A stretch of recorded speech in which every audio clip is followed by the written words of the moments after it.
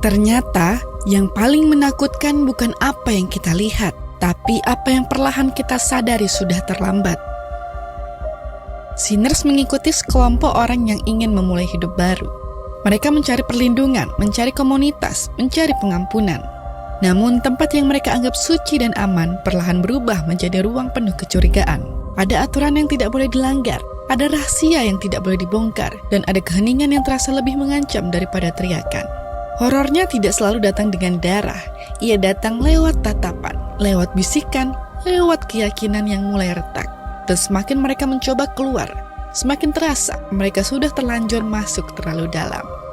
Yang jarang diketahui, film ini menjadi proyek horor pertama Ryan Coogler, yang disebut sebagai salah satu karya paling personalnya.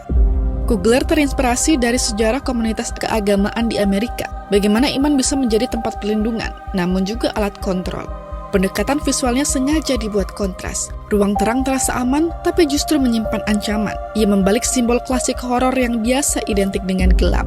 Dan mungkin inilah yang membuat film ini tidak nyaman. Karena dalam hidup, kita juga pernah mempercayai sesuatu sepenuhnya. Seseorang tanpa sadar bahwa kepercayaan itu bisa berubah menjadi ketergantungan. Kita takut keluar, bukan karena tak tahu jalannya, tapi karena takut kehilangan rasa aman. Ryan Coogler tidak hanya membuat film horor. Ia membicarakan tentang rasa bersalah kolektif, tentang identitas, dan tentang bagaimana sistem bisa membentuk cara kita berpikir, hingga kita sulit membedakan iman dan ketakutan.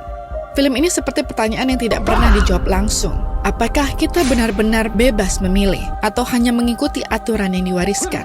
Dan ketika semua rahasia akhirnya terbuka, yang tersisa bukan hanya ketakutan, tapi kesadaran bahwa mungkin yang selama ini kita anggap penyelamat adalah sesuatu yang paling sulit kita lepaskan. Dan jika kamu berada di posisi mereka, apakah kamu berani pergi atau memilih tetap tinggal demi merasa aman? Tulis pendapatmu di kolom komentar.